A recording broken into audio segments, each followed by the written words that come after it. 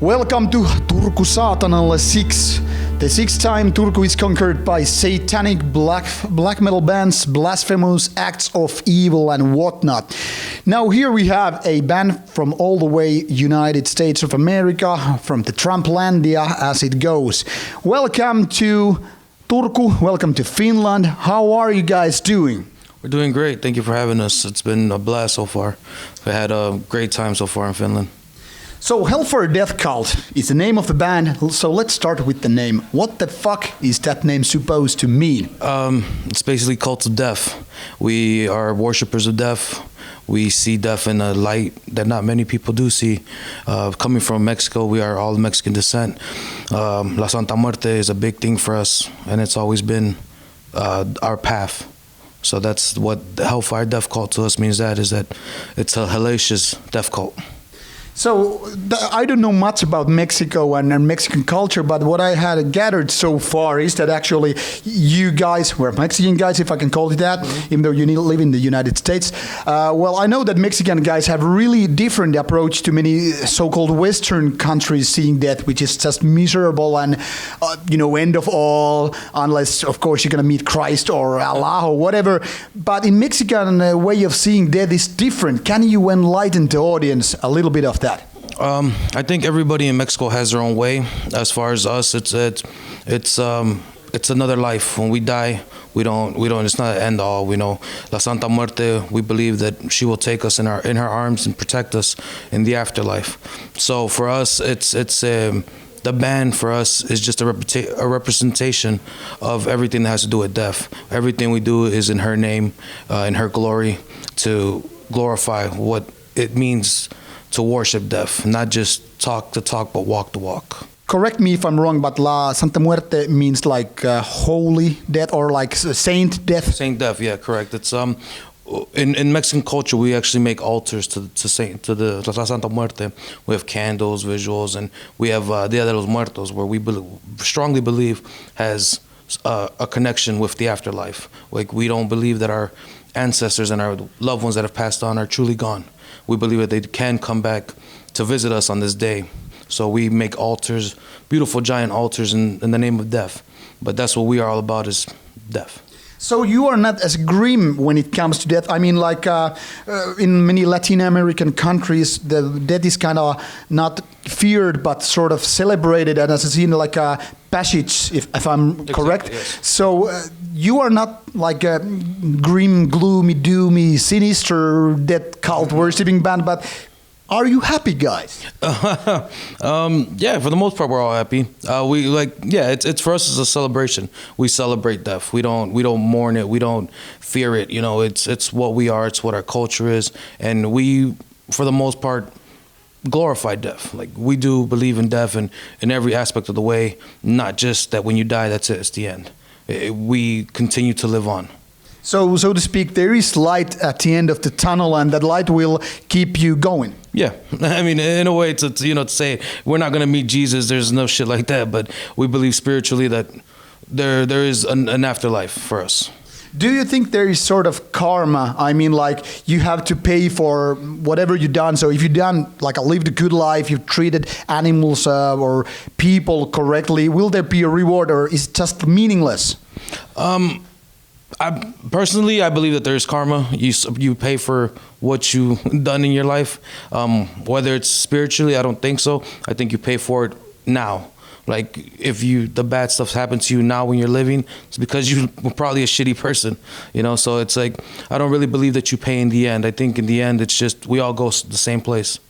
So what do you think about other religions? Because all these kind of, Hispanic countries have really strong ties, being Catholic way of Christianity and all that stuff. What is your relation as a band or person? As a person, I've completely despised organized religion for what it is and for what it's done to humanity.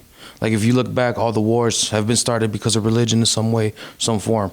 So, I mean, to me personally, it's all about your own path. Go your own way. You don't need some guys, a priest or a preacher or whatever, telling you how to live your life. It's not right to kill. Don't kill. It's plain and simple. It's not right to steal. Don't steal. I don't need a rule to tell me these things. Excuse me. So it's like, you live your life the right way or you don't live it the right way. It's either good or bad.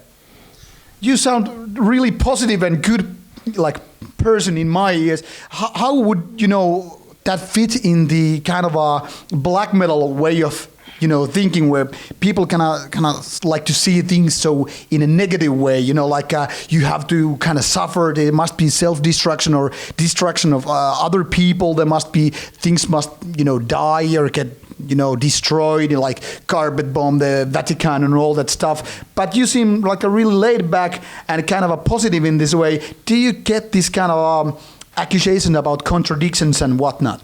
Well, as far as what I am and my art is two completely different things. Like I'm for the most part a calm person, laid back, but I feel when action needs to be done, action needs to be taken. So it's like sometimes I don't believe in peaceful protest. If you're gonna protest, full-blown protest, like you said, you got to do something. I don't believe in marches or talking or this and that. If you want something done, take action. Like right now the black metal community has a problem with Antifa. I don't believe in this protesting Antifa. I don't believe in this marching against Antifa. I believe in action needs to be taken. So if we see Antifa, violence needs to be done.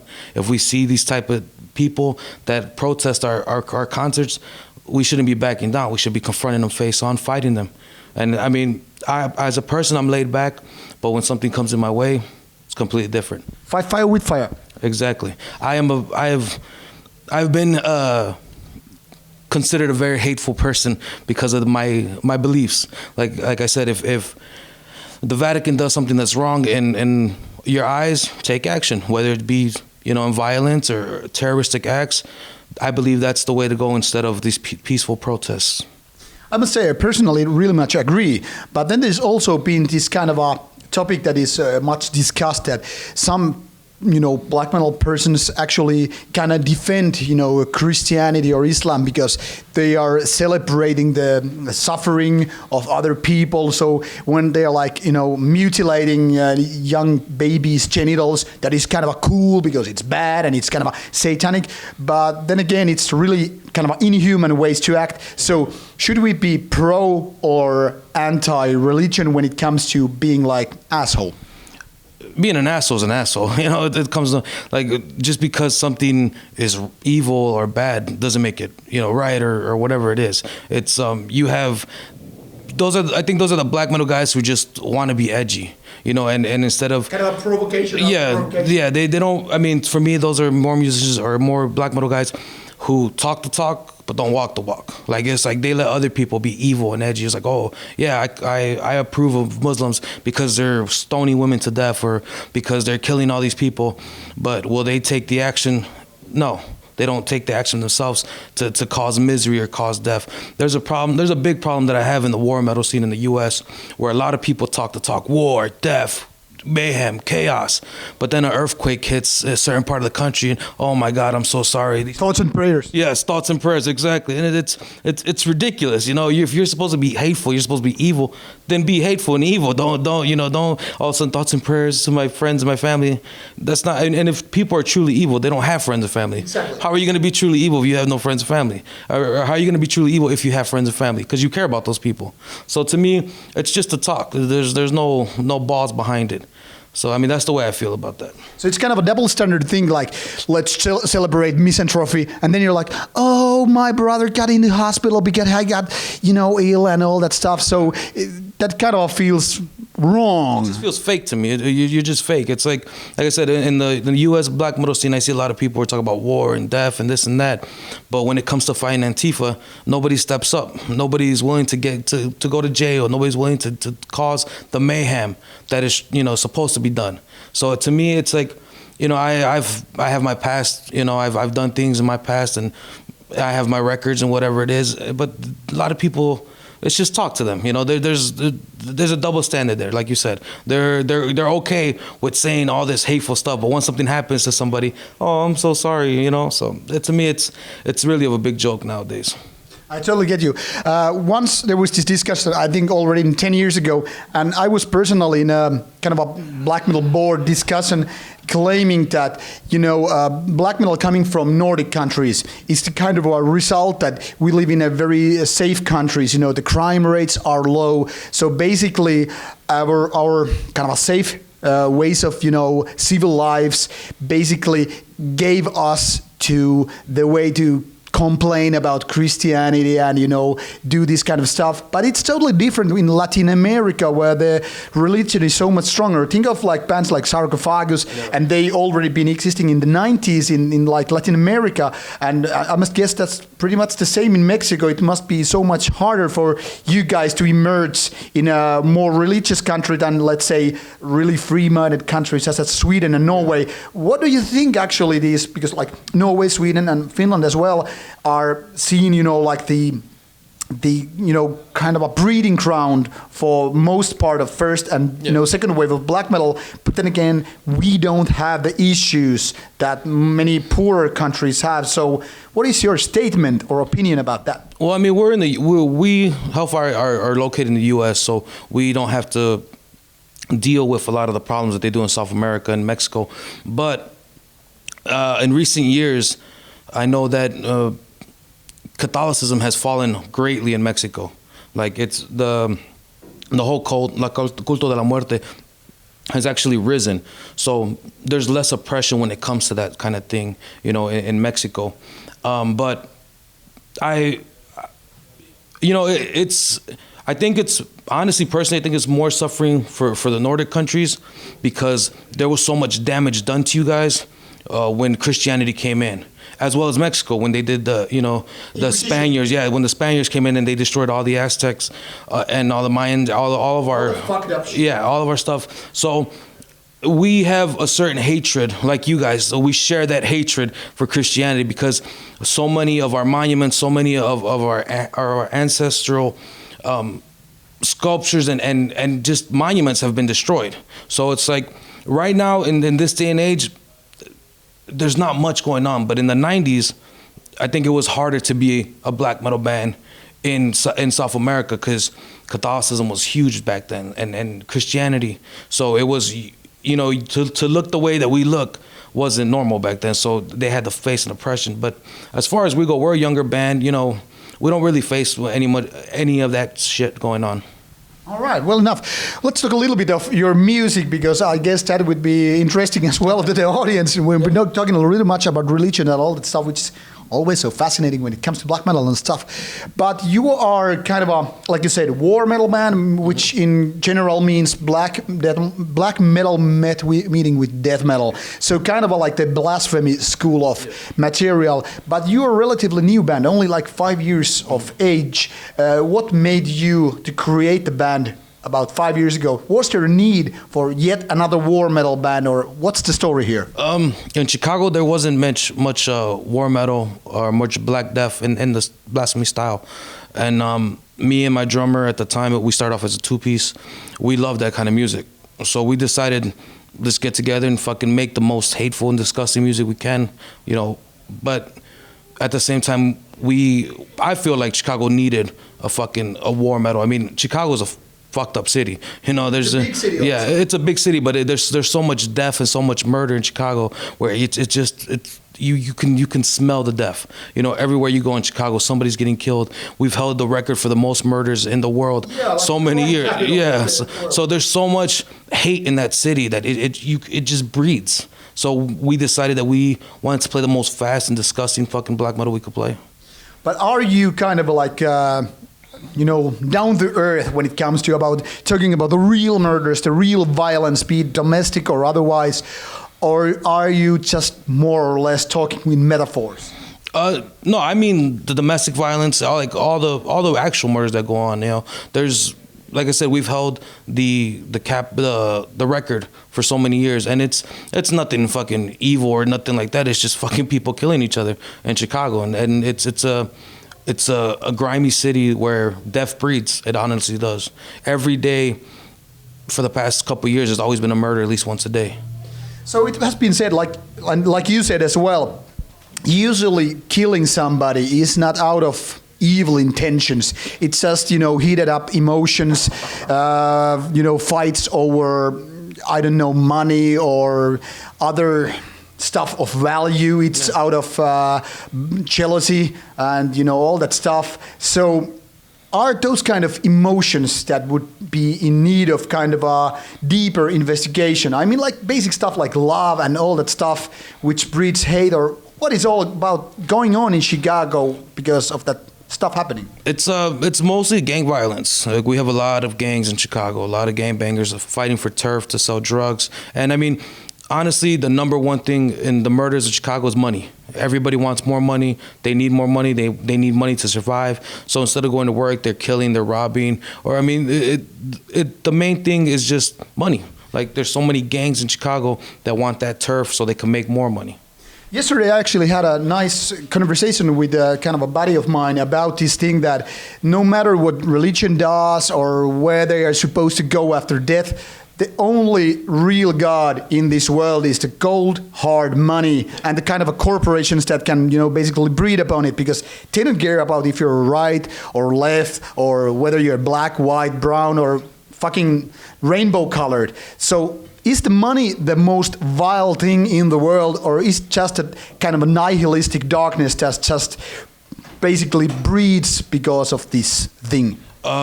Personally, I think money is the most vile, most evil thing in the world. Like, it corrupts all man. It makes you do things that you never would do. In certain parts of the world, like Mexico, I believe they value money more than human life. So they'll stab you or they'll kill you for a couple $100s. It's nothing over there. So money for me has always been nothing. Like, whenever we play or whenever we do anything, we spend money like it doesn't matter to us, because honestly, as long as we have enough money to pay our bills, to do our things, we don't concern ourselves with that thing. You cannot take money to afterlife. You can't. I mean, for us, it's the memories. For us, it's all this thing, that we have. So for me, honestly, yes, money is the root of all evil. I've always seen it that way, and I will always see it that way. There is a old Roman saying, pecunia non olet, which means money does not stink, that came out of saying that there were people making money out of cleaning toilets. But in nowadays, it can be seen like basically nobody gives a rat's ass where that money is coming from, because as long as you need to pay the bills, you need to know the bills. So can money seen also kind of a neutral element, which is just kind of, causing or begetting the inherent evil in people? I think people are the ones that put the value on the money. So of course, I think it is the people who do all that. Like, if we didn't value money so much, you wouldn't go out and kill somebody for a couple $100s. So I think that money is the root of all evil, but it's because we've made it that way. It wasn't made that way before, We put our own value on it. Talking a little bit more about war metal and the black metal scene and the rising thing with politics, especially like National Socialist black metal, and that raises a question about racism and cultural differences, and you having this kind of a Latin background and origin, how does that feel to you when war metal is combined with NSBM? I honestly don't give a shit.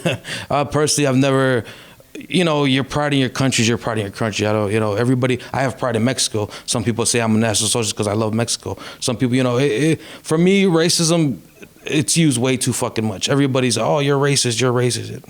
Whatever, the swastika's been around millions, thousands of years before Hitler ever used it. So it's like, it's a symbol that strikes fear into some people, and to myself, it's just a symbol. I don't see anything into that symbol. I don't read anything to it.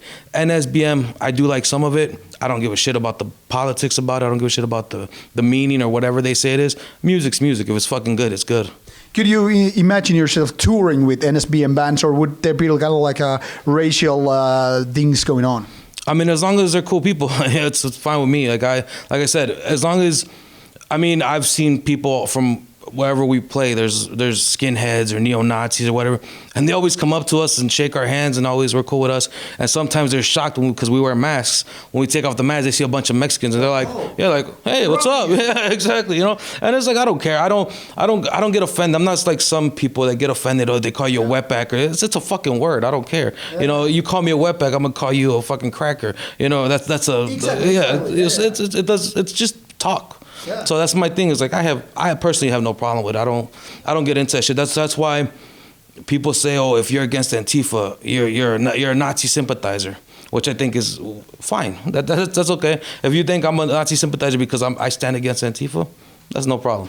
So which one weighs more? Nationalism, being patriotic to your country, paying heritage to your like ancestors and all that stuff, the things you have done like the grandfathers and mothers that have paved the road before you, or actual race, color, and all that stuff. Which one weighs more, or are they actually the same? For me, it's your heritage. I believe take pride in your heritage, but don't take credit for it. Like I'm not one of those people who believe that because my heritage has Aztec warriors that I'm an Aztec warrior. Now that I paved my own path, but I do take knowledge in my path, in my heritage. So I think color and race is just genetics, but your heritage is what means most. Does that influence your lyrics as well? Oh yeah, yes. We have one album. It's called Culto a la Muerte, which is in Spanish, and I wrote lyrics in Spanish. And the first album had a lot to do with the Aztec Empire and stuff like that. So it does influence me. We had actually an interview with Brujeria from Mexico last summer, and we had like similar topics, a little bit about the Mexican heritage and all that stuff, but also about, Trump having the dream to build the wall. What do you think about this? I think Trump's an ass clown, to be quite honest. I guess most people. It's the band lives in America where you have that freedom of speech to make accusations or claims or whatever, but I have family that's illegal in the States, and they always are worried or concerned. I was like, Trump's not going to do anything. How many? Not even. He's been in office maybe I think he's a year and a half now. How many bricks has he put up in his wall? He's not doing anything. Yeah, he's not doing anything. I've always said it from the very beginning. Trump wanted to be president for one thing, that lifetime paycheck, because presidents get paid for life. That's what he wants. He wants that lifetime paycheck, and to say he was president. So what all comes down to the money again? Yeah. For Trump, he's gone bankrupt how many times? It's just money for him. He's an ass clown. All right. There's a lot of wisdom behind these words, and now we have to shift to kind of a easier gear, because I think we have discussed heritage, we have discussed the kind of a lyrical side, we have discussed crime and death and all that stuff. So now there was a little bit background checking. I don't do that much, I must admit to all the audience and the bands as well, but I looked your stage names or pseudonyms. What is the reason behind of these kind of long names? Because you have, do you go to Starbucks and okay, 1 cup of latte cafe, double espresso, no sugar, and they're like, what is your name? Warhammer Desecrator or something like that. How do you cope with that? No, the stage names is for the albums or for posters, anything like that. Badass.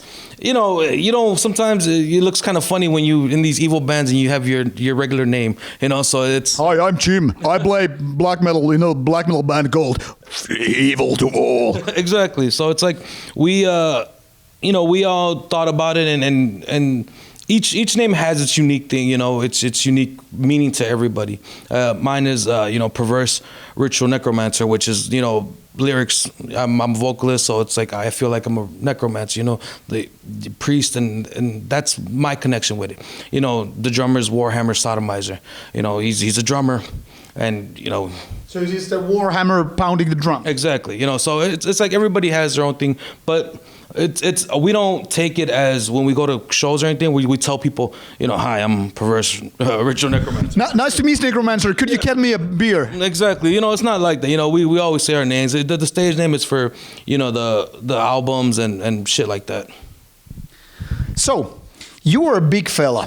What's your favorite delicacy? What would you let's say I lift weights and I want to get bulky and I'll stuff a little bit muscle. What would be your choice, given that we don't live in America where all the delicacies are bigger and more tastier and all stuff? I've been there a few times and I fucking love the food, but what would you suggest to me? Because you know how to eat, and this is by no means an offense. I just mean your shit. Yeah. So what's your suggestion?